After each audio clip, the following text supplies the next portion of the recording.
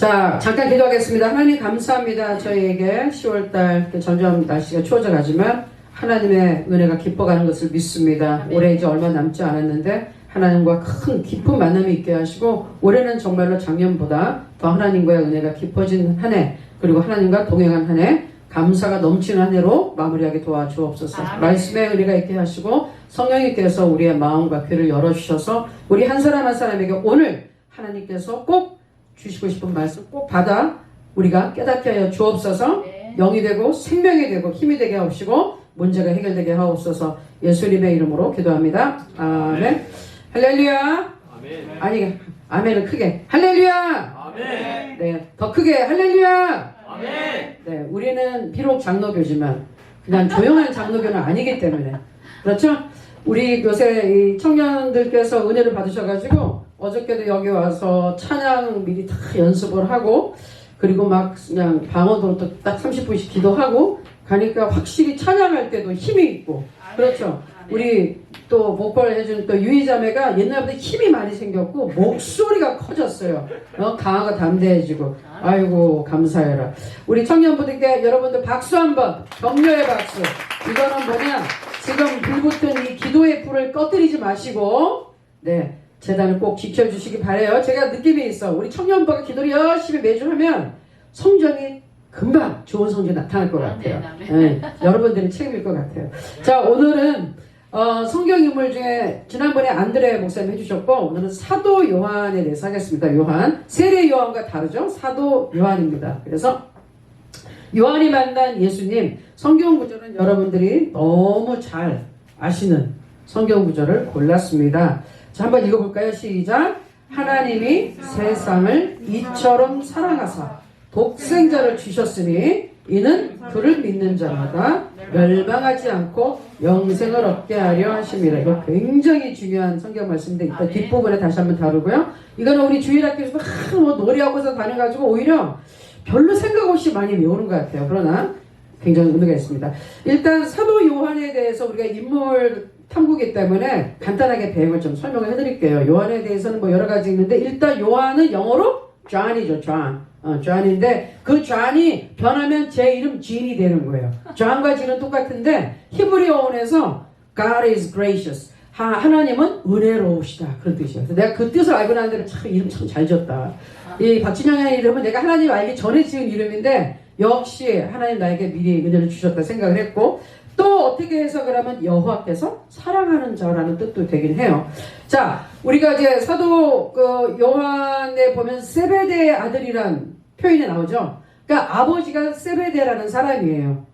지금 우리가 그리고 또 형이 누구?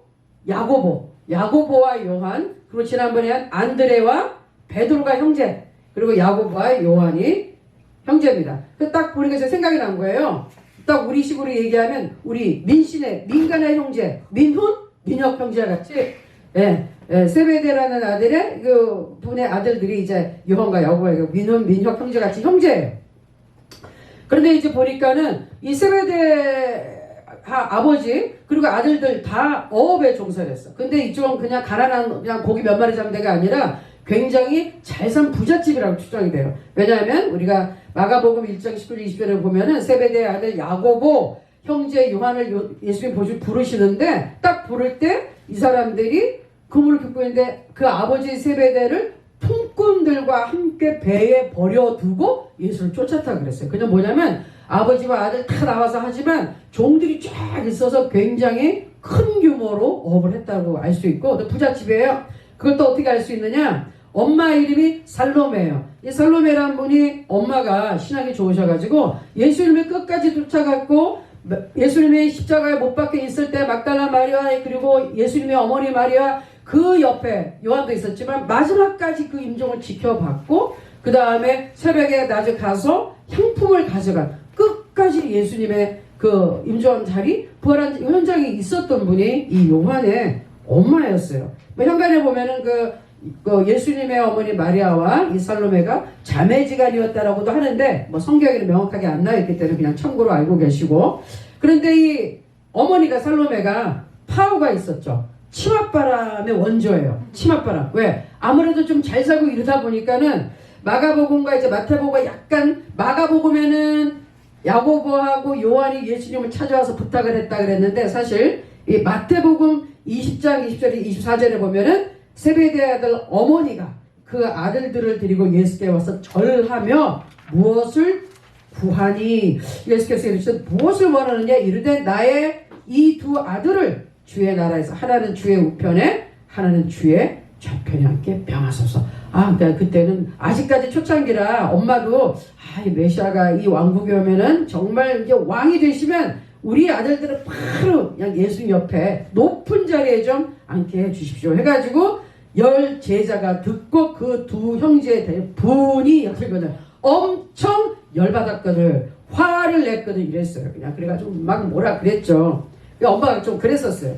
그런데 나중에는 하여튼 은혜의 어머니로 바뀌었고 12제자 중에 이제 안드레와 베드로가 제일 이제 예수님 먼저 불렀고 그 다음에 바로 이제 야고보 요한 불렀다고 이제 보여집니다. 그런데 중요한 거는 여러분이 이제 성경을 계속 뒤에 읽다 보면 베드로하고 야고보하고 요한은 12제자 중에서도 최측근 예수님 바로 옆에 있던 탑3 3인방이에요. 최측근 3인방 딱 누구? 베드로, 야고보, 요한.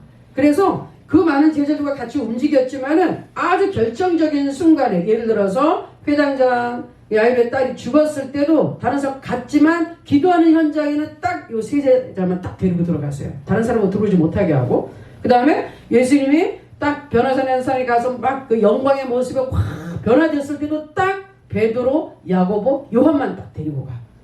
그런 조금 차별성이 있었어요. 그리고 겟세마네 동산에 그렇게 갔지만 조금 더 깊이 들어갔을 때는 나머지 부분 여기 있으라고 그러고 딱 3명을 데리고 갔는데 잠을 잔 거예요. 어저께 여기에서 기도를 하는데 이제 30분 기도하면서 아니 지난주에 했을 때 막 성령을 막 받고 뜨거우니까 그냥 40분도 눈 깜짝하게 하는데 어저께 보니까는 이제 조금 처음에는 힘이 쫙 나오다가 이제 소리가 점점 줄더니 고개를 숙이는 게 잠을 자는 건지 지금 입신 준비를 하는 건지 약간 좀 분간이 안 되더라고. 그래서 이제 저는 계속 기도를 했어요. 근데 이제 보니까 어느 순간에 제가 이 성경 구절이 딱 마음에 있었어요. 주님의 말씀이 너희가 깨어 한시도 기도하지 못하네 딱 그랬는데 나중에 보니까 이제 우리 스타 별자매가 어느새 무릎을 꿇고서 막 의자를 붙잡고 막 기도를 하더라고요. 그래서 기도가 끝나고 나한테 본인이 간증을 하는 거야. 막 졸음이 와가지고 비몽사몽 입신인지 졸음인지 이제 막 이런 상황에 갑자기 그 말씀이 동일한 말씀이 딱 생각이 났다는 거예요. 한시도 깨어 기도하지 못하냐. 저 할 수 있어요. 그래서 무릎 꿇고 주여 하면서 이제 방언으로 맞아 했는데 제가 한순간 그 말씀이 딱 나간 순간이 있었거든요. 근데 그 말씀 딱 별이가 받은 것 같아요. 할렐루야. 그리고 나머지 분들도 그냥 쓰러져 가는 것 같더니 어느 순간에 막 또 소리 질러서 막 기도하고 또 우리 소송 형제 브라더 쌤은 일어나가지고 제가 그랬거든요. 앉아서 하다 무릎을 꿇다 일어나도 무조건 기도만 하면 된다 그랬대. 막 일어나가지고 이제 막 그렇게 하더라고요.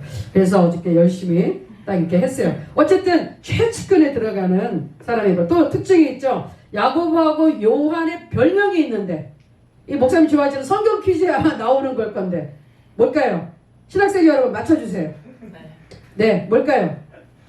질문 다시. 네, 야고보와 요한의 별명을 예수님이 딱 붙여주셨어요. 금시초문이 있었는가요? 금시초문?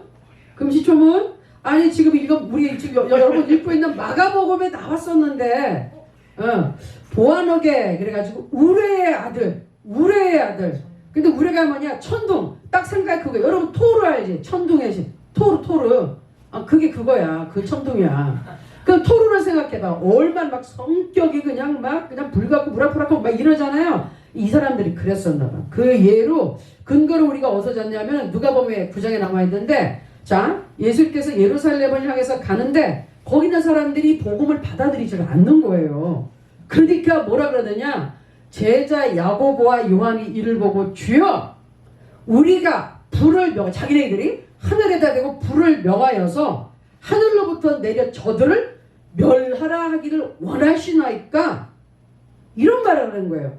근데 예수님과 따라다니면서 그때 예수님이 능력을 주셨고 아직 성령 받기 전이지만 3년 받고 다른 동안에 귀신 쫓을 수 있는 능력도 주셨고 막 좀 기적을 행할 수가 있었어요. 이분들이 이제 막 성격이 이렇지. 그러니까 한마디로 뭐라 그랬냐? 누가 풀이가 예수님 얘네들이 우리를 우습게 하는데 그냥 하늘에 얘기해서 그냥 번개불에 벼락을 한번 쳐가지고 홀랑 다 태워 죽여버립시다. 이런 얘기를 하는 거예요.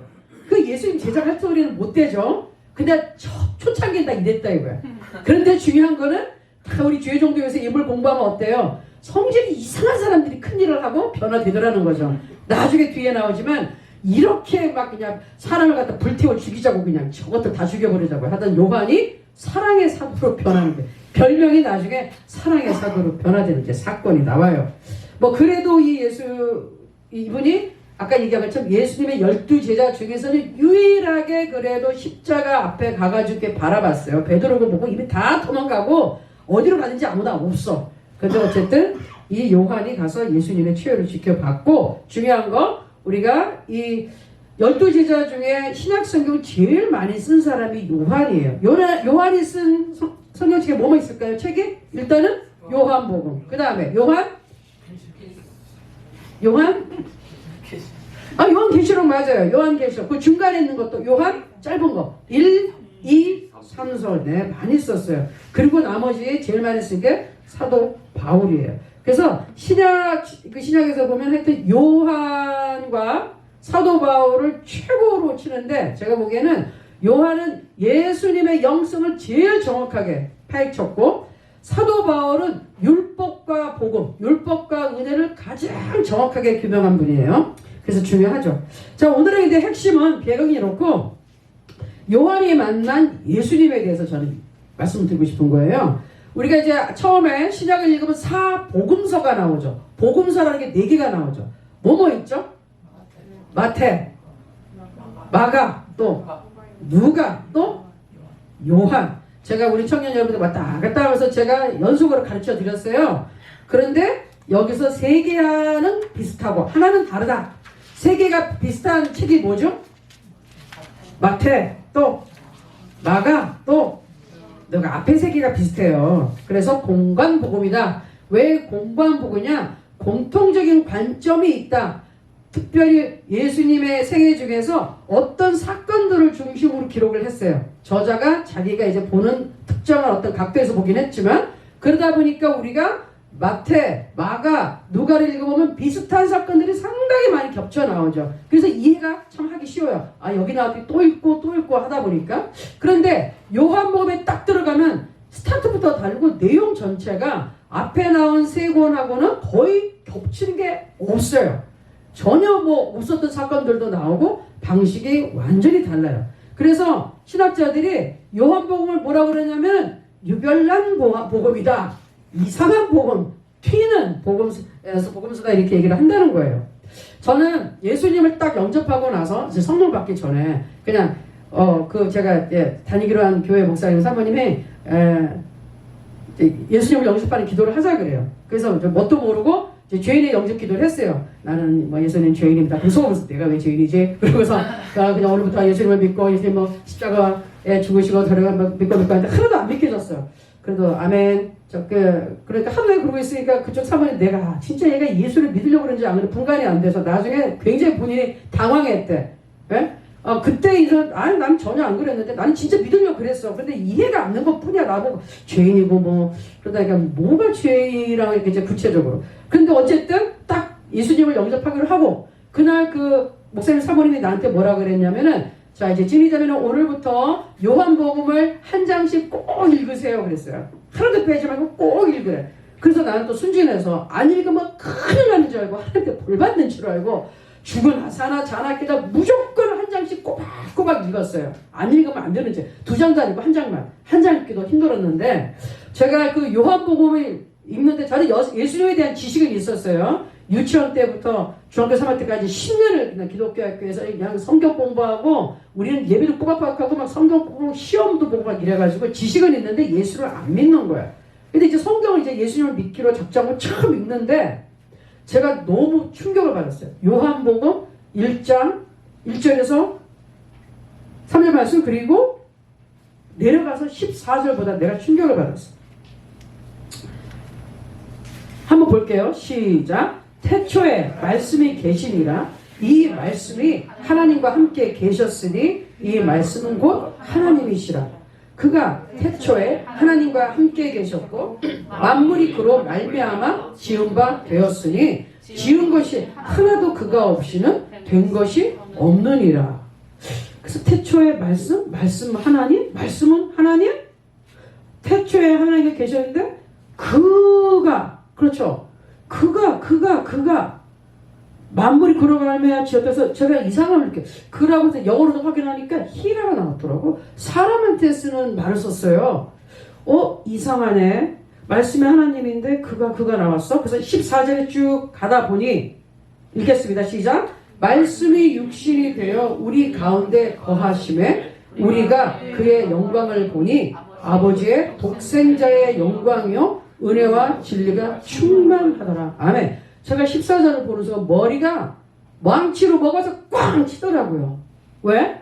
말씀이 육신이 됐다? 그러면은 인간의 몸이 됐다. 근데 그 인간의 몸이 돼가지고 우리 가운데 거하셨다? 사람 가운데 살았다고? 그리고 우리가 그의 영광을 봤더니 아버지의 독생자의 영광? 왜냐하면 어렸을 때부터 예수님이 하나님의 독생자라는 말을 들었단 말이죠. 하나님의 아들. 전혀 무슨 말인지 못 알았는데 말씀이 하나님인데 그 하나님이 인간이 됐다고 그랬고 그리고 그라 그랬는데 그가 독생자라. 그러면 제가 생각이 어떻게 유추가 될까요? 그러면 이분이 예수님이야? 라고 생각을 한 거예요.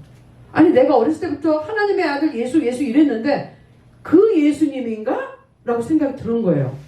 그래서 유추된 게 하나님은 말씀인데 그 남자가 하나님이고 그분은 창조자예요. 만물이 이분이 없이는 지은 게 없다는 거예요. 그 말씀이 육신이고 사람이 됐다? 근데 그 사람이 이 세상에 살았어. 그분이 예수님이야? 아니 그러면 예수님이라 하는 사람은 그분이 진짜 하나님이라고? 내가 너무 충격을 받은 거예요. 이 요한복음 1장 14절에서 그냥 지식적으로 그래 예수님 어렸을 때부터 예수님 이름으로 뭐 기도하는데 맨날 예수님 했는데 그분이 진짜 이 땅에 사셨고 그분이 하나님이라고? 제가 너무 충격을 받았어요. 여기서 그 다음에 이제 그 위에 있던 말씀 다시 보니까 시작. 영접하는 자 곧 그 이름을 믿는 자들에게는 하나님의 자녀가 되는 권세를 주셨으니 예수 이름을 믿으면 하나님의 자녀가 된다? 자, 그 다음 하나님이 이처럼 세상을 사랑하사 독생자를 주셨으니 여기까지만 일단 읽을게요. 와, 제가 요한복음 1장에서 예수님이 하나님이라는 걸 처음 이게 그때 조금 이제 이해를 한 거예요. 그리고 나서 그 다음에 3장 16절 나오는 거 이렇게 뭐 보고 이렇게 하다가 그 말씀이 나중에 성령을 그리고 나서 예수님 연접하고 아마 한 달 후 정도에 성령을 받은 것 같아요. 한 달 반 후. 그러고 나서 성경이 그때는 깨달아지더라고요. 그때는 이게 난 그때 성령 딱 받고 나니까 태초에 하나님이 천지 창조한 것도 믿고 그 다음에 요한복음도 이해가 되고 읽었던 게 하나님 말씀은 사실이구나. 그리고 하나님 살아계시는구나. 그럼 나는 지금 죽어도 천국 가겠구나. 그럼 천국 가면은 나는 좋은데 내 옆에 주로 여태까지 내가 아는 사람은 다 예수님을 모르니 이 사람들한테 하나님 살아계신 걸 말해줘야겠구나. 그게 이제 전도에 대한 사명을 받은 거였어요. 성령을 받고 나니까 알았는데 요한복음은 저에게 이렇게 큰 충격을 줬었습니다. 자, 그래서 요한이 깨달은 게 이거예요. 사도 요한이 만난 예수님이 가장 중요한 것은 첫 번째, 예수님은 하나님이시다. 따라하겠습니다. 예수님은 하나님이시다. 단순한 인간이 아닌 거예요. 예수님은 다시 한번 하나님이시다. 하나님이시다. 두 번째, 예수님은 구원자시다. 이게 정말 중요합니다. 예수님은 구원자시다. 예수님만이 구원자라니까요. 그래서 예수 이름 위에 다른 이름으로 구원받을 수가 없어요. 아멘? 종교는 많죠. 무슨 교. 종교는 많은데 그 종교로 구원을 못 받으니까 인간이 고통스러운 거예요. 마음의 평안을 조금만 찾을 수는 있을지 모르지만 그게 영원하지가 않아요. 구원 문제가 해결이 안 되니까. 그러니까 예수님은 구원자라니까요. 그래서 쉽게 얘기하면 예수님은 어떤 분인가? 우리가 삼위일체 하나님도 송호쌤 어젯밤 잘 설명해 주셨는데 예수님은 하나님은 영이시에요. 근본적으로. 근데 영이신 하나님은 인간의 눈에는 안 나타나 보이죠. 안 보이죠. 그런데 인간의 눈으로 육안으로 볼 수 있게 나타나신 분이 그렇게 나타나신 하나님이 예수님이에요. 아멘? 자, 예수님은 단순한 인간이 아닌 완전한 인간은 완전한 하나님이신데 인간의 눈에 볼 수 있도록 나타나신 하나님 이름이 누구라고요? 뭐라고요? 예수 그리스도가 되는 거고, 그분이 굳이 인간의 몸을 입고 나타난 목적은 뭐다? 죄 때문에 인간들이 멸망하지 않고 심판받아서 지옥불에 가는 걸 원치 않기 때문에 죽음과 저주에서 구원받아서 하나님과 함께 하나님의 자녀로 하나님의 나라에 살게 해주기 위해서 일부러 오셨어요. 아멘. 놀라운 거는 성경에서 우리가 예수님은 그래 뭐 성경이니까 이렇겠지만, 예수님을 메시아로 아직 믿지도 않는 유대인들이 쓴, 그냥 역사학자들이 쓴 기록에 나사렛에서 예수란 사람이 있었는데 기적을 행하고 나중에는 십자가에 못 박혀서 죽었다, 이런 기록이 실제적으로 있어요. 성경 이외에 하나님은 예수를 메시아로 인정 안 했던 역사학자들이 썼는데, 실제적으로 그 당시에 나사렛에서 나온 예수라는 자가 있었는데 기적을 행했고 그 자리에도 굉장히 문제가 많았고 시끄러웠고 십자가에 못 박혀 죽었다. 이게 역사적인 사실로 이스라엘의 역사에 남아있다니까요. 세상에 그런 사람이 존재했었다고. 근데 우리는 알죠. 그분이 누구였다고? 우리 주 예수 그리스도라고 우리는 아는 거예요. 이게 놀라운 거예요. 자, 중요한 거 이제 여기서부터 이제 나오죠. 아까 잠깐 말씀을 드렸어요. 자, 이 요한이라는 사람이 성질이 불같고 그냥 가차없이 말 안 듣는 저것들 다 불태우고 죽이자고 그냥 후라이 시킵시다 이런 얘기를 했었는데, 이 사람이 어쩌다가 사랑의 사도가 됐느냐, 그런 변화가 어떻게 됐느냐, 이분이 요한복음, 제가 이번에 그래서 이제 요한에 쓴 걸 책을 쭉 보면서 다시 놀랐어요. 사랑. 요한복음과 요한 1, 2, 3, 4 마저 50번이 넘게 반복해서 계속 사랑. 우리가 흔히 알기는 이렇죠. 사람의 성격은 바뀌지 않아. 물론 성격은 어떤 기질은 그대로 있을 수 있는데, 그 사람이 쟤는 변하지 않을 거야. 성격대로 써. 그것도 맞아요. 그런데 그런 막 과격했던 이런 사람도 하나님의 사랑이 들어가면은 반드시 변화될 수 있다는 거예요. 성품의 변화는 있어요. 아멘. 내가 보기에는 우리 송혜아 목사님이 성령을 지금부터 10갑절 이상 받아도 이 씩씩한 성격은 아마 변하진 않을 거예요. 갑자기 목사님이 여러분 기도하시겠습니다 이러지는 않을 것 같아. 변해서. 그러나 성품은, 인품은, 인격은 주님에 더 가까워지겠죠. 아멘. 그러니까 요한이 그렇게 됐단 말이에요. 이번에 끝까지 사랑의 사도였지만 나중에 밤모섬에 혼자 유배당하고요. 끝까지 거기서 혼자 버티고 그 제자들 중에 가장 늦게 이제 이 사람만 아주 처참하게 목 잘리거나 이러지 않고 부지런하게 부름받은 사람으로 알고 있어요. 나이가 많이 들어서 한테 나갔습니다. 자, 여기 이제 성경을 좀 봅니다. 사랑한다. 아까 요한복음 3장 16절 또 세 사람을 이처럼 사랑하사. 따라합시다. 사랑하사. 그랬어요. 그 다음에 여기는 처음부터 끝까지 사랑이야. 요한일서 4장 7절 8절에 시작 읽겠습니다. 사랑하는 자들아 우리가 서로 사랑하자. 사랑은 하나님께 속한 것이니 사랑하는 자마다 하나님께 나서 하나님을 알고 사랑하지 아니하는 자는 하나님을 알지 못하나니 이는 하나님은 사랑이시니라. 그래서 요한이 만난 예수님은 굉장히 근본적으로 중요한 본질을 깨달았어요. 예수님은 사랑이시다. 예수님은 하나님이시다. 예수님은 구원자시다. 근데 요한을 개인적으로 특별히 완전히 이 사람을 뒤집어지게 만든 거는 어떤 만남? 예수님은 사랑이시다. 따라합니다. 예수님은 사랑이시다. 네. 요한복음에 보면은 요한복음은요 자기의 이름을 쓰지 않아요. 꼭 이상한 말로 자기를 표현했어요. 뭐라고? 예수께서 사랑하시는 자. 자기를 사랑한대. 예수께서 사랑하시는 제자로 그렇게 공번이랑밖에 써요, 이 사람이. 그래서 볼게요. 요한복음 13장 23절에도 보니까 이렇게 써 있어요. 시작. 예수의 제자 중 하나 곧 그가 사랑하시는 자가 예수의 품에 의지하여 누웠는지라. 참 이런 거 보고 질투 안 하겠어요? 할까요, 안 할까요? 야, 얘는 겁도 없어. 옛날에 이동원 목사님이 이런 말을 산 적이 있어. 이게 그냥 그 많은 제자 앞에 가서 제자들 중에 예수님 품에 싹 끼워가지고 뻐져시 누워가지고 아양을 떨고 있다. 아양을 떤다. 이거 뭐냐? 응? 그런데 본인이 그렇게 썼어요. 그가 예수가 사랑하시는 자가 예수의 품에 의자에 누워다. 근데 이걸 누가 썼느냐? 요한이 썼어요. 그러니까 자기 얘기하는 거예요. 자기를 예수님이 사랑한다는 거야. 그래서 자기는 뻔뻔스럽게 예수님 품에 같이 착하게 누워있는 그 많은 사람 앞에서 이게 지금 성찬할 때 얘기예요. 이 다음에 이제 곧 가룟 유다가 떡을 받고 이제 예수님 팔러 나가는 그 상황이 다 모여 있잖아. 근데 거기서 뽀짝하게 예수님 품에 탁 이어가지고 그러고 있어. 그리고 자기 사랑한다는 거예요. 그래서 저는 항상 오랫동안 뭐 요한의 이런 걸 보면 조금 참 잘난 척을 하는구나. 뭐 자부심이 대단히 있구나. 뭐 부잣집에서 자라서 애가 그러나 뭐 나이가 어려서 그러나 약간 뻔뻔스럽기도 하다라고 생각을 했고요. 나중에는 보면 또 나와.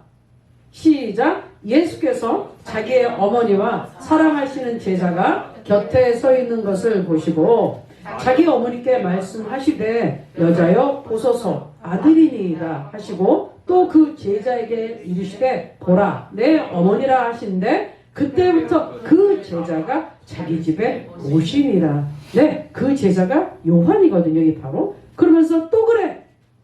사랑하시는 제자.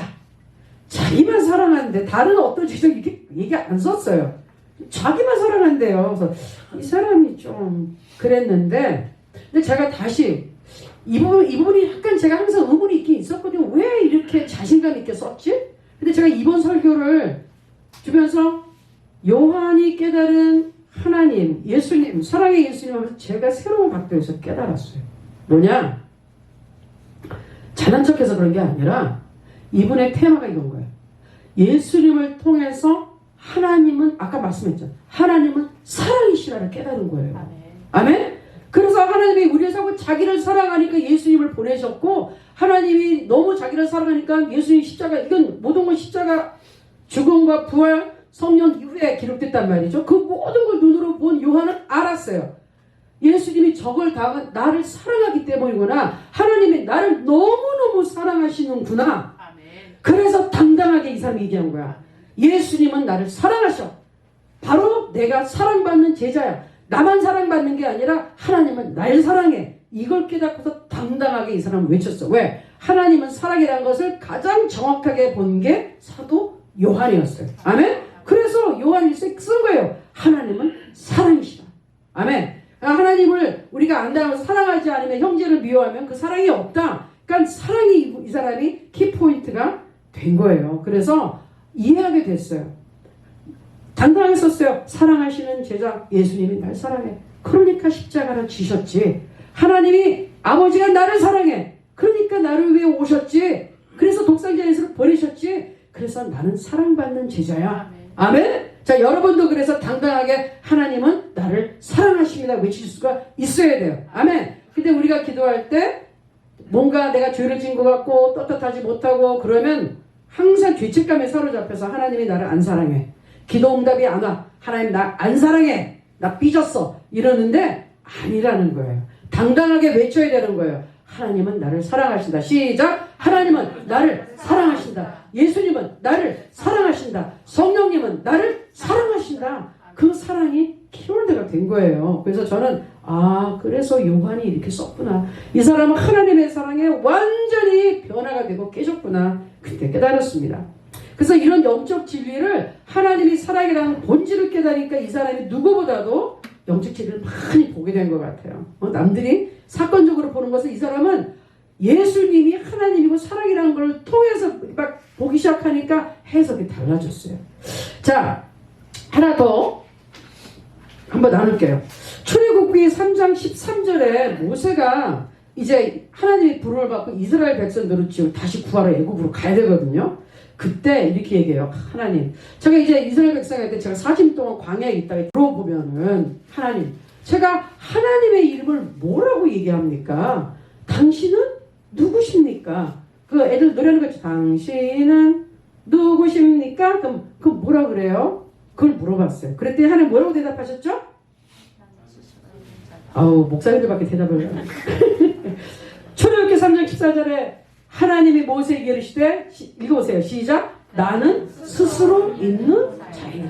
현대인의 성경은 나는 스스로 존재하는 자이다. 영어로는 I am who I am 또는 I am that I am. 그거 쉽게 얘기하면 뭘까요? 나는 나라고. 더 이상 설명할 게 필요가 없어. 나는 나. 어떻게 설명할 수 없어. 나는 나야. 그 말씀밖에 안 해줬어요. 나는 나야. 스스로 이끌 나는. 그러니까 즉 거기서 하나님은 나는 피조물 절대로 아니다. 그리고 나는 나라고 얘기했을 때는 분명히 하나 말씀하셨어요. 모세, 너랑 나랑은 다르다. 너는 나같이 못된다라는 거 하나까지는 가르쳐 주셨는데 굉장히 광범위하게 가르쳐 주셨죠.